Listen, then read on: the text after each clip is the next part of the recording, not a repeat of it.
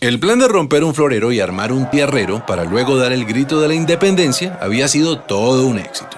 Pero la corona española no se iba a quedar así. Cuando Napoleón fracasó en su campaña y Fernando VII recuperó el trono de España, lo primero que hizo fue enviar a Pablo Morillo y al virrey Juan de Sámano a reconquistar América. Mientras tanto, los criollos no se ponían de acuerdo en cómo organizar la Primera República. Había realistas y patriotas, y a su vez los patriotas se dividían entre centralistas y federalistas, y en medio de esa discordia llegó el contraataque español.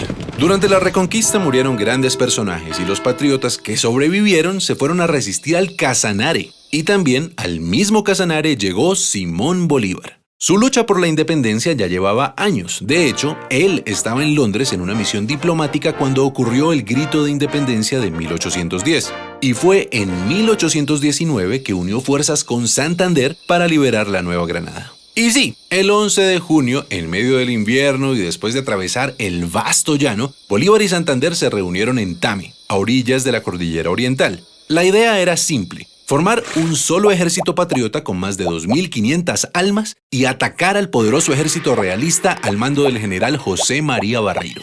El plan era lo complicado. Había que llegar al centro del país sin ser vistos. Y para ello, la única opción era una odisea: escalar la Cordillera Oriental hasta el páramo de Pisba a 3.500 metros de altura. Eso sí, antes de emprender el ascenso había que tomarse un puesto de vigilancia en las Termópilas de Paya, la primera victoria. Por supuesto, ni el ejército ni los caballos estaban acostumbrados a escalar montañas y muchos murieron en los peñascos. Pero el heroico plan funcionó y el 5 de julio la vanguardia patriota alcanzó el poblado de Socha. Por suerte no había realistas por ahí. En cambio, la gente de Tunja vino a recibirlos con comida, mantas, ropas y cuanto pudieron ofrecerles. Y después de un merecido descanso comenzaron las batallas. El 11 de julio a la salida de Gámeza ocurrió el primer choque. Ambos ejércitos terminaron por replegarse, pero Barreiro notó la furia de los que antes llamaba andrajosos y empezó a defenderse de Bolívar, quien ganó la iniciativa a punta de astucia y conocimiento estratégico.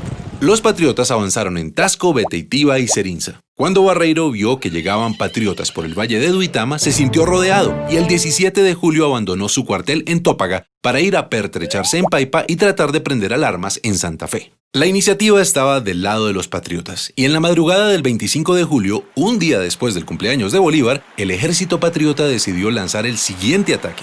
Sin embargo, cruzar el río Sogamoso en invierno no era fácil, y eso le dio tiempo a Barreiro de ubicar sus tropas en los terrenos más altos, los cerros del Picacho y el Cangrejo, desde donde se domina todo el pantano de Vargas. Los patriotas quedaron en desventaja entre el río y el ejército realista que los esperaba. Era una guerra a muerte. El combate del pantano empezó a las 10 de la mañana y fue el más sangriento. La infantería patriota con Santander al mando trató de tomarse el cerro del Picacho 4 veces, pero siempre debía retroceder hasta la quebrada de Varguitas. Al ver a su enemigo debilitado, Barreiro clavó la bandera española en el cerro y gritó: ¡Viva España! ¡Viva el rey de España! Y se lanzó a toda carga contra los patriotas. Bolívar dijo: se nos vino la caballería encima y se nos perdió la batalla. En esas apareció el coronel Juan José Rondón, un intrépido llanero seguido de 14 jinetes, y le dijo a Bolívar: mi general, ¿cómo vamos a perder si nosotros no hemos peleado? Y pidió una última oportunidad de atacar. Bolívar contestó: coronel Rondón, salve a usted la patria.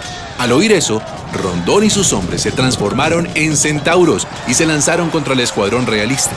Y esos 14 jinetes cambiaron el rumbo de la batalla decisiva en la campaña libertadora. Barreiro comprendió que estaba en desventaja y comenzó a retroceder por Sogamoso hacia Santa Fe. Pero Bolívar sabía que los realistas querían unir fuerzas con el virrey Sámano, así que en medio de la noche, sin prender ni una lumbre, partió hacia Tunja con la intención de cortarles el paso. Y llegó la mañana del 7 de agosto de 1819. Desde el Alto de San Lázaro, en Tunja, Bolívar y el jefe del Estado Mayor habían observado los movimientos del ejército realista. Bolívar se adelantó hasta el puente de Boyacá. Gracias a eso logró ubicarse mejor y esta vez dividió en dos a los realistas, que habían dejado una brecha entre el grueso del ejército y la vanguardia. A las 2 de la tarde, el desprevenido jefe de la vanguardia realista pensó que era un buen momento para almorzar, cuando por su espalda vio llegar a los primeros jinetes patriotas. Al principio creyó que era solo un puñado y quiso perseguirlos, pero pronto quedó asombrado. Entre la niebla vio aparecer la tropa patriota en formación de combate.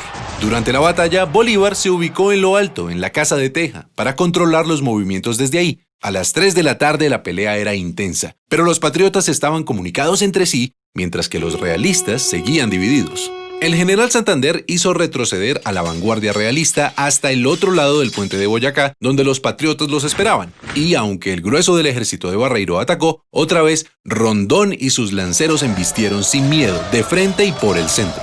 La victoria fue rápida y contundente. Barreiro fue arrestado y el ejército realista se dio por vencido. Así, a las 4 de la tarde del 7 de agosto de 1819 terminó la batalla, y con ella una travesía que abrió las puertas a la independencia de todo un continente. Celebremos la batalla de Boyacá recordando a todos aquellos hombres y mujeres que lucharon por nuestra libertad.